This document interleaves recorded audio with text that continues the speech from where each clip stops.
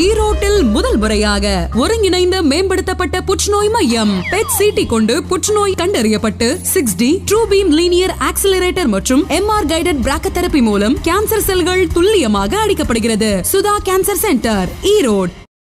நம்ம ஊர் செய்திகளை காண தொடர்ந்து சபா நியூஸ் தமிழுடன் இணைந்திருங்கள். நீங்கள் பார்த்து கொண்டிருப்பது சபா நியூஸ் தமிழ். வணக்கம் அன்பு நெஞ்சங்களே. சபா நியூஸ் தமிழ் நேயர்கள் அனைவருக்கும் இன்னைக்கு ஒரு புத்தம் புது நிகழ்ச்சியில உங்களை சந்திக்கிறதுக்கு நம்ம ரொம்ப சந்தோஷப்படுறோம். இந்த நிகழ்ச்சி ஒரு புதுமையான நிகழ்ச்சி அப்படின்னு நான் சொல்றதுக்கு காரணம், நம்ம கூட இன்னைக்கு ஜாயின் ஆயிருக்க சிறப்பு விருந்தினர் தான். ஆமாங்க, இவரை நீங்க நிறைய தொலைக்காட்சிகளிலும் யூடியூப்லிலும் இன்னைக்கு சோசியல் மீடியா அப்படின்னு எடுத்துக்கிட்டா இவரை நீங்க பார்க்காம இருக்கவே முடியாது. இவருடைய கருத்துக்களை நீங்க கேட்காம இருக்கவே முடியாது. மிகச்சிறந்த ஒரு அரசியல் விமர்சகர், மூத்த பத்திரிகையாளர். ஆமாங்க, இன்னைக்கு நம்ம கூட இருப்பது தமிழா பாண்டியன் அவர்கள் இருக்காங்க. அவர்கிட்ட கேட்பதற்கு நிறைய கேள்விகள் இருக்கிறது. அவர்கிட்டயே கேட்டு தெரிஞ்சுக்கலாம். சார் வணக்கம். வணக்கம் சார். ஆக்சுவலாக உங்களை பற்றி நிறைய நம்ம சோசியல் மீடியாவில் பார்த்துருக்கோம். உங்களுடைய கருத்துக்கள்லாம் நிறைய கேட்டிருக்கோம். எங்களுக்கு உங்களுடைய இந்த பத்திரிகையாளராக நீங்கள் எப்போ ஜாயின்ட் ஆனீங்க, அதுக்கப்புறம் என்னென்ன அப்படிங்கிறது எங்களுக்கு தெரியும். அதற்கு முன்பாக உங்களுடைய சிறுவயது காலகட்டம் நீங்கள் என்ன படிச்சிருக்கீங்க, உங்களை பற்றியான சில விஷயங்கள் நாங்கள் தெரிஞ்சுக்கணும்னு ஆசைப்பட்றோம். நான் இந்த பழைய எஸ்எல்சி படிச்சிருக்கேன். பழைய எஸ்எஸ்சி? ஆமாம். அதாவது அப்போ பியூசி இருந்தது. எஸ்எல்சி முடிச்சோடனே பியூசி போகலாம். அதான் கடைசி எஸ்எஸ்எல்சி 11வது. 11. அது பிறகு தான் +2 வந்து. ஆமாம் ஆமாம், அது படிச்சிருக்கேன். ஆமாம். இயற்கையாகவே என் தந்தை ஒரு பெரிய வர்த்தகர். அப்போ நான் மேற்கொண்டு படிக்கணும்னு விரும்பினேன். ஆனால் என்னுடைய தந்தை கடையில் உட்காருவா, கடைக்கு வியாபாரத்துக்கு ஆள் தேவை அப்படின்னு கடையில் உட்கார வச்சிட்டார். அப்போ எனக்கு அந்த படிப்பின் மீது உள்ள ஒரு இயற்கையான ஈர்ப்பு குறைஞ்சிருச்சு. ஆமாம், இல்லை கூடிருச்சு. கூடியதனுடைய விளைவு தான் நான் திராவிட கழகத்தின்பால் ஈர்க்கப்பட்டேன். இப்போ ஃபஸ்ட்டு நீங்கள் திராவிட கழகத்தில் தான் இருந்தீங்க? இல்லை, அதாவது இப்போ படித்து முடித்த உடனேயும் மேலும் படிக்க முடியலையே, இந்த வருத்தம். வசதி வாய்ப்பு வியாபாரம் எல்லாம் இருக்குது. ஆனால் எங்கள் அப்பா என்னை கடையில் உட்கார வச்சிட்டார். அப்போது அந்த படிப்பு மீது இருந்த ஆர்வம்னு அதிகமாகிடுச்சு. அப்போ அதிகமாக படிக்கணும், தெரிஞ்சுக்கணும்னு என்னுடைய ஆர்வம் தான் என்னை திராவிடர் கழகத்தின்பால் ஈர்த்தது. என்னுடைய நண்பர்கள்லாம் திமுக, அதிமுக இருப்பாங்க. நான் திராவிட கழகத்தில் இருப்பேன். திராவிட கழகம்னாலே அது ஒரு சென்சிட்டிவான இயக்கம். விடுதலை புலிகள், வீரப்பன், அரசியல், கடவுள் மறுப்பு, சாதி மறுப்பு. அப்போ இதெல்லாமே நீங்கள் ஒரு 80 காலகட்டத்தில் இந்த கொள்கையின்பால் ஈர்க்கப்படுபவர்கள் ரொம்ப குறை. இன்னும் திமுக போவான், இல்லை அதிமுக போவான். அதில் போனால் ஒரு சமூக அந்தஸ்து கிடைக்கும். கவுன்சிலர் ஆகலாம், மேயர் ஆகலாம், எம்எல்ஏ ஆகலாம், இப்படி பல பதவிகளுக்கு போகலாம். ஆனால் என்னை பொறுத்த வரைக்கும் திராவிட கழகம், திராவிட கழகத்து 80 84 வரைக்கும் விடுதலை புலிகள் இயக்கம். அப்போது இதுதான் என்னை மேலும் மேலும் திராவிட இயக்கத்தின்பால், அதாவது திராவிட கழகம் வேற, திராவிட இயக்கம் வேற. திராவிட இயக்கம் என்பது நீங்கள் அது ஓட்டுக்கு வராத இயக்கம். திராவிட கட்சி என்பது ஓட்டுக்கு வர்ற கட்சி. இப்போ நான் இந்த ஓட்டு அரசியலிருந்து நான் விலக்கி கொண்டேன். எனக்கு அறிமுகமான தலைவர் திராவிட இயக்கத்தில் கோவை ராமகிருஷ்ணன். அப்போ கோவை ராமகிருஷ்ணன் 80 நடுவில் வீரமணி விட்டு வெளியே வந்துட்டார். ஏன் வெளியே வந்துட்டார்னா, ஈழப்பிரச்சனை தலையிடக்கூடாதுங்கிறார். வீரமணிக்கு ராமகிருஷ்ணனுக்குமான சண்டையே அதுதான். ஈழப்பிரச்சனை செய்யாத யார் சொல்கிறது? வீரமணி. நான் செய்வேன். கட்சி உடைந்து திராவிடர் கழகம் ராமகிருஷ்ணன் திராவிட கழகம். அதுலேயே 2 பிரிவு. அதுக்கு பிறகு தான் நம்ம குளத்தூர் மணியெல்லாம் 2000 பின்னாடி தான் வெளியே வந்தார். நான் சொல்கிறது 84ல். 84ல் நீங்கள் இது ஒரு 25, அது ஒரு 40 வருஷத்துக்கு முந்தி. அப்போது திராவிட கழக தொடர்புகள் வந்த பிறகு புலிகளுடைய தொடர்பு வருது. புலிகளுடைய தொடர்பு வந்தால் ஒவ்வொருத்தரும் சர்வதேச அரசியலில் கரைச்சி பிடிச்சி வச்சுருக்கான். 2வது சர்வதேச நாடுகள் இருக்கக்கூடிய விடுதலை இயக்கங்களில் போய் போராடுறான். விடுதலை இயக்கங்கள்ல போராடுறேன். ஹமாஸ்ல போராடிய பல போராளி தலைவர்கள் எனக்கு தெரியும். எப்போ? நீங்க 85ல 85களில் நீங்க ஈழ போராட்டம் ரொம்ப விரிவடைந்த காலத்தில் பிலிப்பைன்ஸ் கொரில்லாக்களோடு ஹமாஸ் போராளிகளோடு சர்வதேச நாடுகள் இருக்கக்கூடிய விடுதலை இயக்கங்கள்லாம் போராடியவர்களை நான் சந்தித்தேன். அப்போ அதை பார்த்து விட்டு இந்த ஓட்டு கோரிக்கைகளை என்னால் மதிக்கவே முடியல. இப்போது எனக்கு ஒரு நண்பன் சேந்தன் அமுதன்னு ஒரு ஈழத்தமிழர் எனக்கு அறிமுகம், ஒரு போராளி. அந்த ஆள் சொல்கிறான் 85களில் ரஷ்யா 90 உடையுங்கிறாங்க. 85ல் ரஷ்யா சுக்குநூறாக போகுங்கிறான். ஏன்னா சமூக ஏகாதிபத்தியம் அங்கே வந்துருச்சுங்கிறான். எவ்வளோ பெரிய அரசியல் பாருங்க. அதாவது ஜியோ பாலிட்டிக்ஸ், அதாவது புவிசார் அரசியல். அப்போது இவ்வளோ பெரிய விஷயங்கள் எல்லாம் எனக்கு சாதாரணமாக சொல்லுவான். ஏன்னா ரஷ்யாவில் கேஜிபியில் வேலை பார்த்தவன். எங்கே? ரஷ்யாவுடைய உளவு பிரிவில் வேலை பார்த்தவன். அவன் ஈழ போராட்டத்துக்கு வந்திருக்கான். இப்படி பல அபூர்வமான மனிதர்களெல்லாம் சந்திக்க ஆரம்பித்த பிறகு மேலும் மேலும் என்னை புடம் போட்டு கொண்டேன். இதுதான் இன்றைக்கு வரைக்கும் திராவிடர் கழகங்களில், திராவிட இயக்கத்தில், தமிழ் தேசிய இயக்கத்தில் நான் இவ்வளவு தூரம் தகவல் தெரிந்து கொள்வதற்கான காரணம் அதுதான். இந்த இந்த அரசியல் 95க்கு பிறகு எதுலேயுமே என்னால் ஈடுபாடாக செய்ய முடியல. ஒரு சரியான பத்திரிகை ஆரம்பிக்கணும் இந்த மக்களுக்கு அப்படின்னு நான் 95ல் தான் இந்த முயற்சி பண்ணேன். அதுவரை ஐரோப்பாவில் இருக்கக்கூடிய தமிழ் ரேடியோ, தமிழ் டெலிவிஷனுக்கு நான் செய்தி கொடுக்கக்கூடிய நிருபராக பணியாற்றுவேன். சொந்தமாக நம்மளே பத்திரிகை ஆரம்பிக்கலாம் அப்படின்னு தான் எனக்கு பூர்வீகம் பூராமே திருப்பூர் தான். அப்பா அம்மா பூர்வீகம் ராமநாதபுரம் தொண்டியாக இருந்தாலும் எனக்கு பிறந்து வளர்ந்து பள்ளிக்கூட படிப்பு நண்பர்கள் எல்லாமே அங்கே. அப்பா கடை வச்சிருந்தது எல்லாமே எல்லாம் திருப்பூர் தான். எங்கள் அப்பாலாம் ஒரு 80-90 வருஷம் மினிமம் செட்டில் ஆகிட்டார்.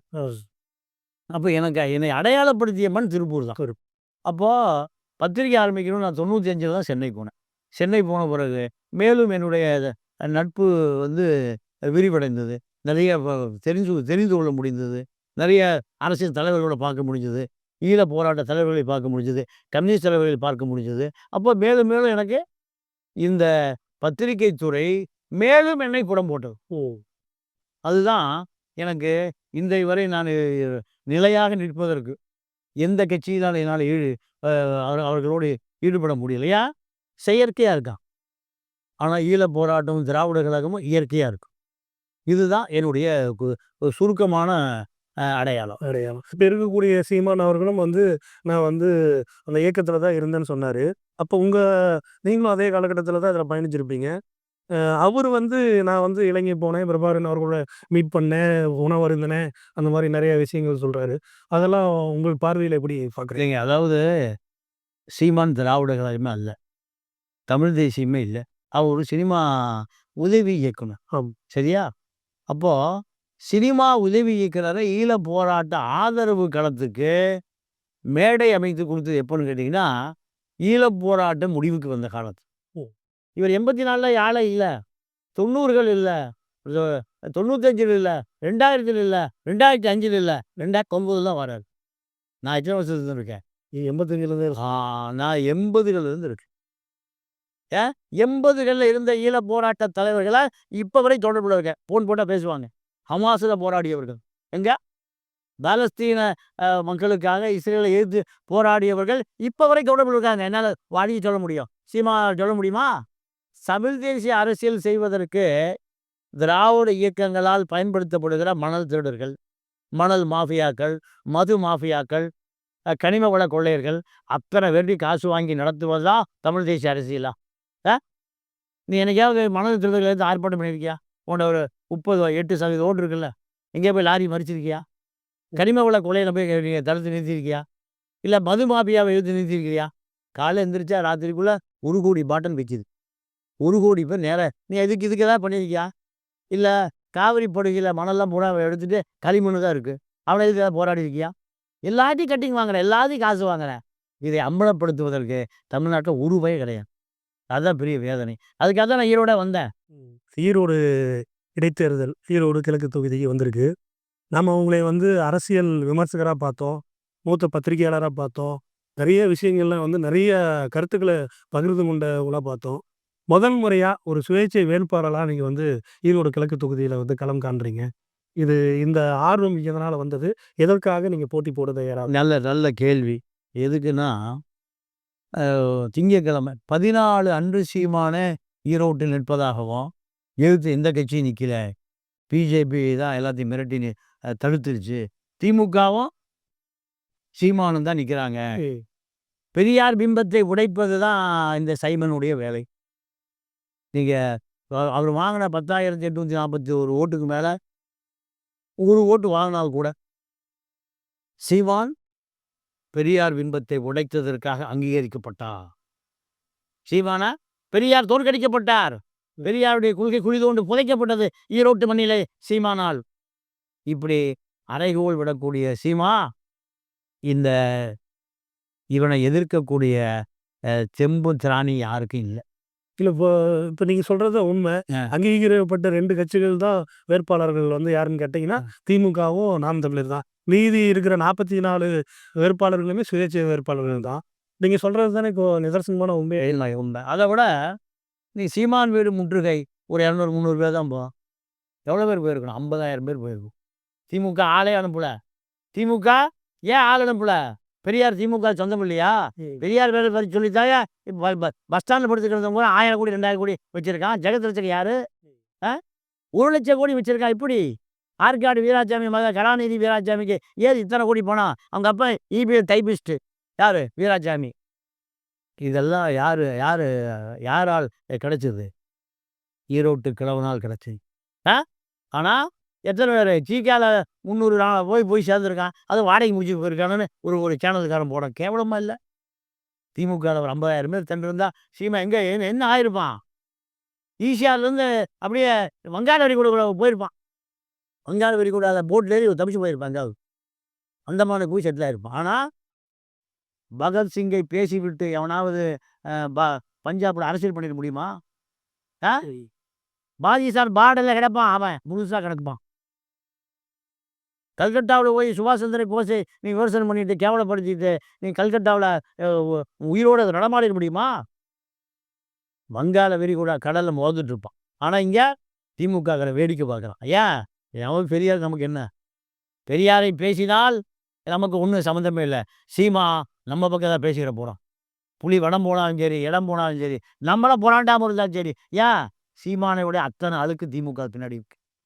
அத்தனை அழுக்கு மூட்டைகள் திமுக. அப்படி பேச முடியும்? சீமானை சப்போர்ட் பண்றதே வந்து திமுக தான்.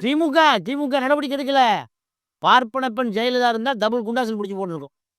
பார்ப்பன பெண் இல்லை. பெரியாரை காப்பாற்றுவதற்கு பார்ப்பனத்தி ஜெயலலிதா இல்லை இருந்தால் டபுள் குண்டாஸ் உள்ள போட்டிருக்கும். அப்போ திமுக வேடிக்கை பார்க்குது. நீங்கள் பொம்பளை இதுக்கு பூரா உருட்டு கட்டையை கொடுத்து அடிக்க சொல்கிறோம். யார? பெரியார் உணர்வாளர்களை பொம்பளைகளுக்கு பூரா ஊட்டுக்கட்டை கொடுத்து அடி திமுக காரணம். இந்த உருட்டுக்கட்டை திமுகவுக்கு எதிராக வருவதற்கு ரொம்ப நாளாது. பெரியார் சிலை தகர்க்கப்பட்டால் உடைக்கப்பட்டால் அடுத்து அண்ணா சிலையும் கருணாநிதி சிலையும் தோண்டப்படும். எழுதி வச்சுங்க. திமுக திக எல்லாம் சீமானை பார்த்து அஞ்சுக்கிற பொழுது என்னால் இல்லை அப்படி பார்த்தீங்கன்னா இப்போ வந்து அதிமுக, பாஜக, தேமுதிக, பாமக யாருமே இந்த தேர்தலில் போட்டியிடலையே. இல்லை ஏன் போட்டியிடலைன்னா இதில் என்ன லாபம் இல்லை. லாபம் கணக்கு தாங்க. கடையை காலையில் பார்த்தீங்கன்னா ஒரு 50,000 வியாபாரம் ஆகுமா? வியாபாரம் ஆகலாம். கடையை போட்டு லீவ் விட்ரு. மக்கள் பாவம். மக்களுக்கு அரசியலே போய் சேது. இங்கே சீமான் தங்கியிருக்க ஹோட்டலுக்கு அருந்திதர்கள் 6 பேர் போய் போராடி இருக்கிறான். ஒட்டுமொத்த அருந்திதர்களை வந்தேறி ஊரை கூட சாய் பண்ணியாங்கிறான். அப்போ 6 பேர் தான் தகவல் போய் சேர்ந்துருக்கு. அருந்திதர் இளைஞர்கள் 600 பேர் போயிருக்கணும். 6,000 பேர் போய் திமுக பயப்படும். நேரம் சீமானை காலி பண்ணிட்டு போய் லாண்டான பிரச்சனைக்கு வராதுன்னு இருக்கும். 6 பேர் போனால் போய் குண்டாசு பிடிச்சி போட்டுருப்பான். அப்போ அரசியல் பலவீனமாக இருக்கு. அதை நம்முடைய வாழ்நாள் காலத்தில் ஏதாவது 4 செய்தியை மக்களுக்கு எடுத்துகிட்டு போகலாம் என்கிற காரணத்தினால தான் நான் 10 பேரை கூப்பிட்ருக்கேன். லட்சுமி, மே 17 திருமுருகன் காந்தி, வெற்றி குமரன், சீமானை பொறுத்த வரைக்கும் அந்த கட்சியினுடைய ஒருங்கிணைப்பாளர் தான். இந்த கட்சியை ஆரம்பித்த பல பேர் காணாமல் போயிட்டான். இன்றைக்கி கரையான் புத்து வச்சா கருணாக பூந்துட்டு கரையான் பூச்சி தின்னுட்டு இருக்கோம். அதான் கதை. சீமானை பொறுத்தவரைக்கும் இன்னைக்கு ஒரு 2000 கோடி ரூபாய் என்னுடைய கணக்கில் குறைந்தபட்சம் சீமான்கிட்ட இருக்கு. எந்த செய்தியும் மக்களிடம் போய் சேராமல் யார் பார்த்துக்கிறா? பிஜேபி பார்த்துக்கிறான். பிஜேபி ஊடகங்கள் பார்த்துக்கிறான். அப்போ நீங்கள் இப்போ ஈரோடு களம் அப்படின்னா முஸ்லீம் வாக்கு 45,000 வாக்கு இருக்கு. முத்துச்சாமி ஒரு முஸ்லீமு கூட எந்த காலத்துலையும் மேயரோ ஒரு துணைத் தலைவரோ ஒரு எம்எல்ஏவோ ஆக்கவே மாட்டார். ஏன்? ஏதாவது அப்படி செஞ்சால் தன்னுடைய அதிகாரத்துக்கு இடையூறு வந்துடும். அவர் ஒரு பஸ் கம்பெனி முதலாளி. நீங்கள் விஜயகாந்த் கட்சியிலேருந்து வந்த விஜயகாந்துக்கே முதலாளியாக இருந்தவர் தான் சந்திரகுமார், பெரிய ஜவுளி வர்த்தகர். இவர் விஜயகாந்துக்கே செலவு பண்ணுவார் 10 லட்சம் 20 லட்சம். அப்போது இந்த பக்கம் பஸ் கம்பெனி முதலாளி, இந்த பக்கம் ஜவுளி கடை முதலாளி, 2 முதலாளிகளும் தான் அரசியல் பண்ணணும் திமுகவில். ஏழை எளிய ஆட்கள் நிறைய பேர் இருக்கான். அவர்களெல்லாம் அரசியலுக்கே வரல. என்ன காரணம்னா எனக்கு தெரிஞ்சு திமுகவில் பல தொண்டர் முத்துச்சாமி அதிமுகவில் இருந்த காலத்திலேயே திமுகவை காப்பாற்றிய பல தொண்டர்கள் இருக்கிறாங்க. செந்தில்குமார், திருவாசகம், முஸ்லீமில் முகமது ஆரிஃபு 40வது வார்டு கவுன்சிலர், இப்படி பல பேர்.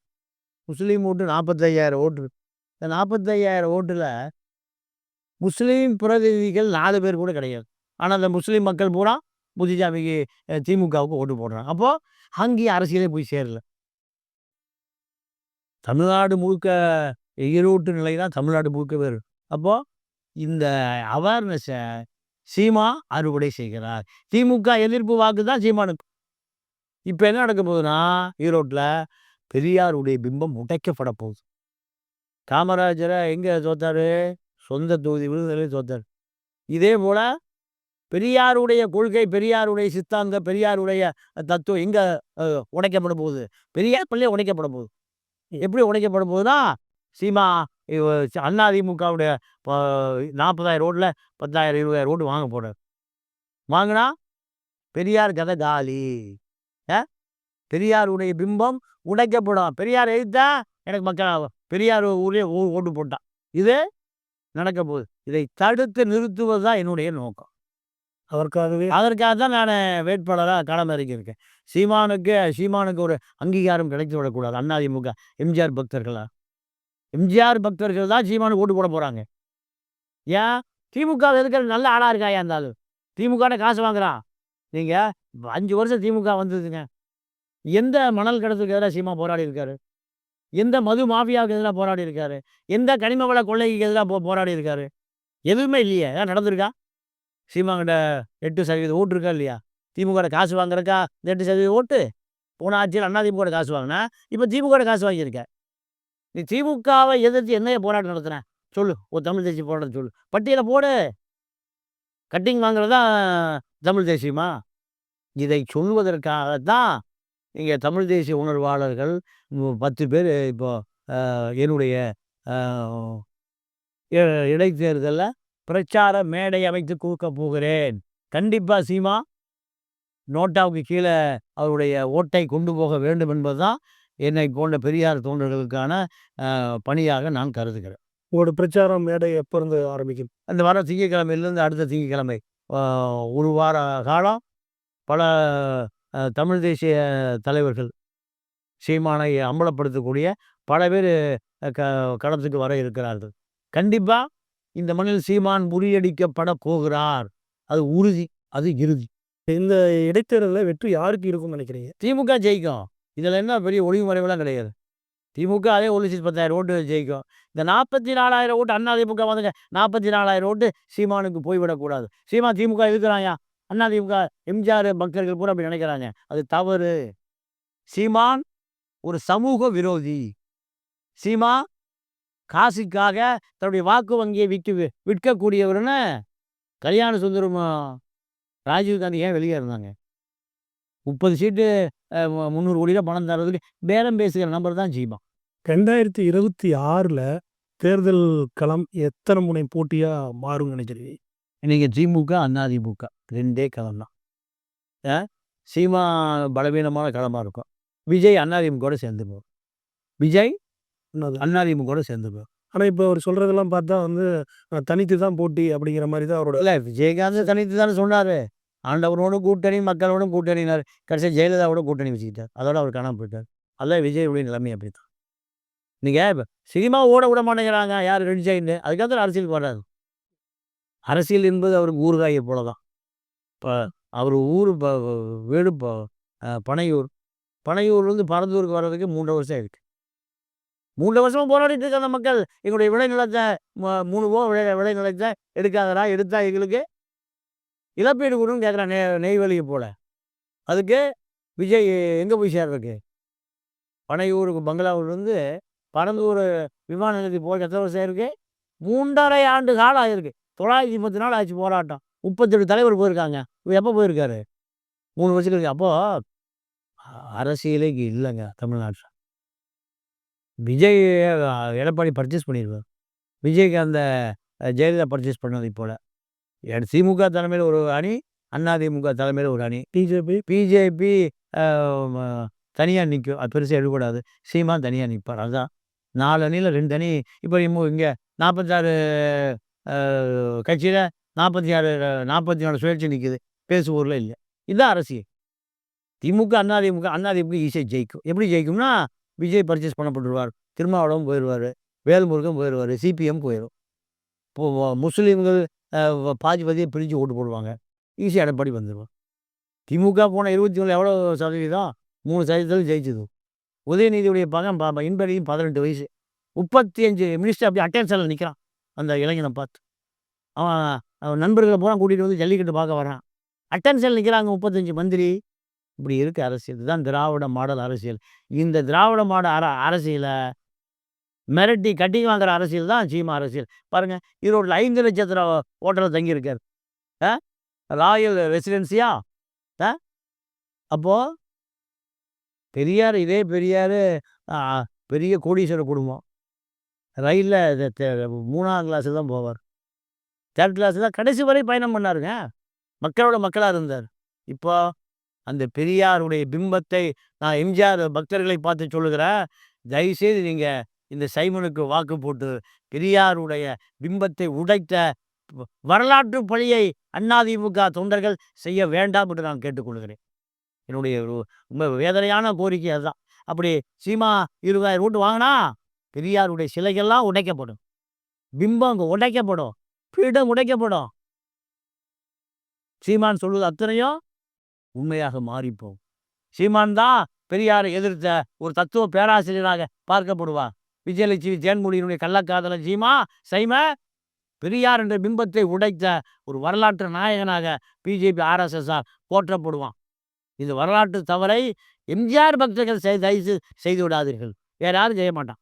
ஏன்னா திமுகவை எதிர்ப்பது மட்டுமே சீமானின் இந்த சைமனின் தகுதின்னு எம்ஜிஆர் பக்தர் நினைக்கிறான். தவறு.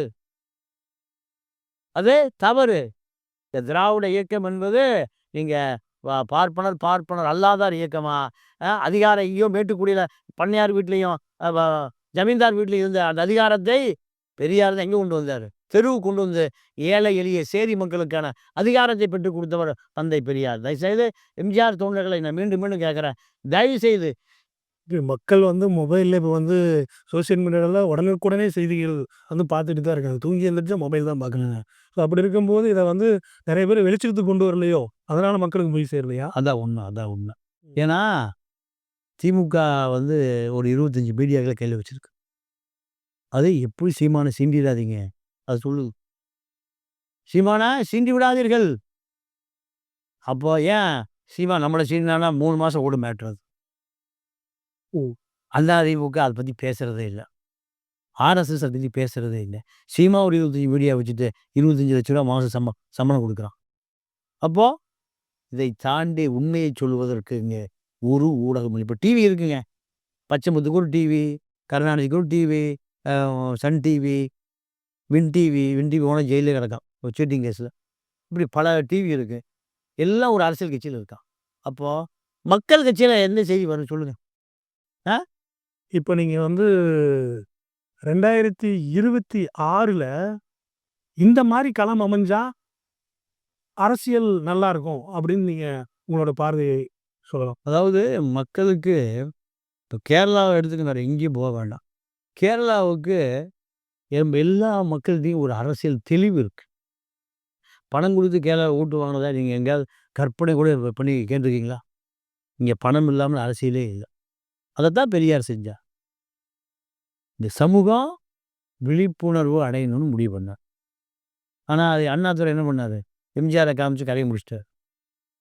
இப்போ இந்த சினிமா மாயை விடுபட வேண்டும். சினிமா மாயை விடுபட்டு இந்த போலி பிம்பங்கள்லாம் உடைக்கப்பட்டு ஒரு சரியான அரசியல் விழிப்புணர்வு வந்தால் மட்டும்தான். இப்போ நீங்கள் வந்து டிஎம்கேக்கு வேண்டாம், ஆமாம், ஏடிஎம்கே வேண்டாம், விஜய் வேண்டாம், சீமான் வேண்டாம், பிஜேபி வேண்டாம், வேற யாருக்கு தான் நாங்கள் மக்கள் ஓட்டு போடுறதுன்னு மக்கள் கேள்வி. ஓட்டு போடுறது ஒரு நல்லவனை தேடி பிடிச்சி ஓட்டு. நீயே உனக்கே ஓட்டு போடு. நீயே ஒரு சுயேட்சை ஒரு இப்போ இந்த தொகுதியில் 44,000 முஸ்லீம் ஓட்டுட்டோம். எந்த பிரதிநிதி இல்லை முஸ்லீமுக்கு. நீயே ஒரு வேட்பாளர் நிறுத்துங்கங்கிற. 44,000 ஓட்டு ஒரு முஸ்லீம் சமூகத்துக்கு தலைவர் விழுந்ததுன்னா எல்லா தலைவரும் வந்திருப்பான். எல்லா தலைவரும் அதுதானே அவேர்னஸ், அதுதானே விழிப்புணர்வு. காலம்பூரா திமுக ஓட்டு போட்டு திமுக பிஜேபி கூட போயிட்டான்னா உட்காந்து கண்ணீர் விடுறதா அரசியல்? அப்போ நீங்கள் சொல்கிறது அந்தந்த தொகுதியில் ஒரு நல்லவரை தேர்ந்தெடுத்து நீங்களே நிறுத்தி நீங்களே ஜெயிக்க. அதுதான். அரவிந்த் கெஜ்ரிவால் எங்கேருந்து வந்தார்? அரவிந்த் கெஜ்ரிவால் என்ன காந்தி பேரனா இல்லை நேரு பேரனா? ஒரு சாதாரண ஐயா. அது ஏதாவது ஒரு தொகுதியில் நடக்கிறதுக்கு வாய்ப்பு இருக்கு. இல்லை 234 தொகுதியில் இல்லை இல்லை இல்லை அதாவது இல்லையே வாய்ப்பு இருக்கு. என்னன்னா இந்த அரசியலே வேண்டாயா. நீங்கள் அஸ்ஸாமில் என்ன நடந்ததுன்னா 48% தான் அந்த 52% பேர் அந்நியர் வந்துட்டான். எங்கே? அஸ்ஸாமில். பள்ளிக்கூடத்து பசங்க பூரா என்ன முடிவு பண்ணான்னா இந்த அஸ்ஸாமை விட்டா நம்மளது 48 கடைசி 38 போய் 28 போய் யார்? அஸ்ஸாம் மக்கள். அப்போ இது எப்படி மீட்டெடுக்கிறதுன்னு முடிவு பண்ணி பள்ளிக்கூடத்து மாணவன் தான் முதலமைச்சரானா. பிரபுல்லா மகன்தான் ஒருத்தர். கேள்விப்பட்டீங்களா?